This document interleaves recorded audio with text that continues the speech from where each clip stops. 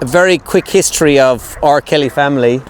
Just the other side of that big tree there was a house, and that's where my grandfather was born, and I suppose would have worked for the English landlord at the time, Shah Taylor. It was around the time of the separation and they were stopping working for the English, so he was evicted and they knocked that house down. There used to be a big gate and a wall all the way along there separating Castleampert and Knocknacriva. So here is Knocknacriva, and then I guess my grandfather and great-grandfather, granduncle, that they had to, the landlord even wouldn't open the gate for them. They had to walk all the way around the wall, get in, apparently right up at the top there, the field where the trees are, there was a gateway there. They had to come in there to come into Knocknacriva. And Knocknacriva at the time was just all stone and branches. The actually Gaelic for Knocknacriva is Canuck-na-Crave, which means Hill of the Branches. And then when they came over here, somewhere up there, I believe they were in a cattle shed for about 18 months. And then right about here on the footprint where we'll be building our new office, they built a house. And there's a lovely Irish word called mehel.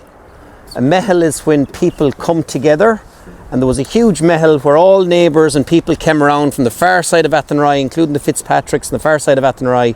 The Caulfields came and then built a house for my grandfather and family. And that's where they lived in for years.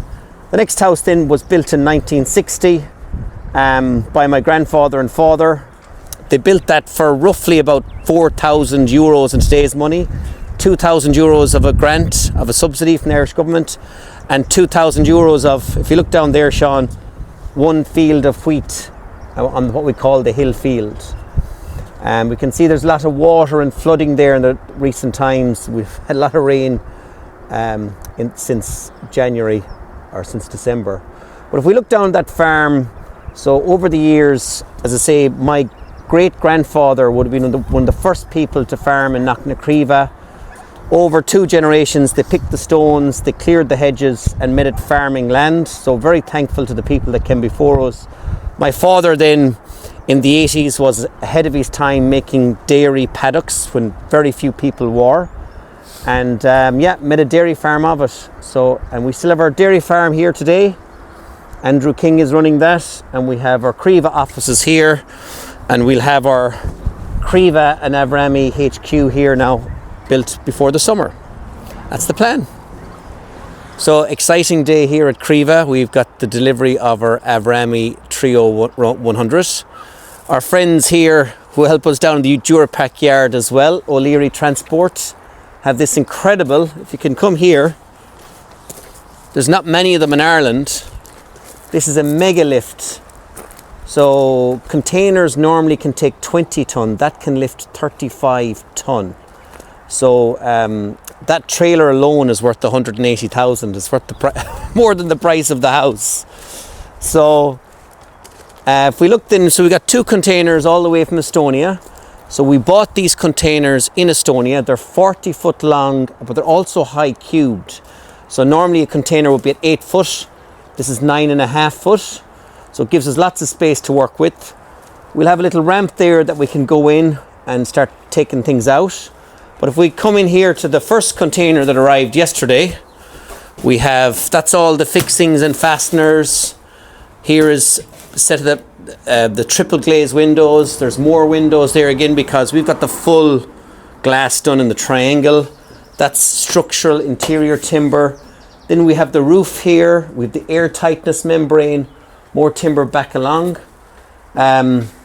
Here, the roof itself is from a very well-known Finnish company, Ruukki, and the roof comes with a 50-year guarantee. So that's all came off there okay. And if we go over and have a look at the other one,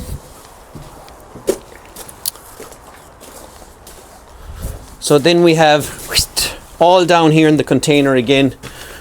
We have, see if you can come here. We've full timber all the way back down along. Now I suppose maybe we could have got away with the standard height of the container, but you just wouldn't have the space. And I think the 40 foot high cubes containers will be easier for selling again.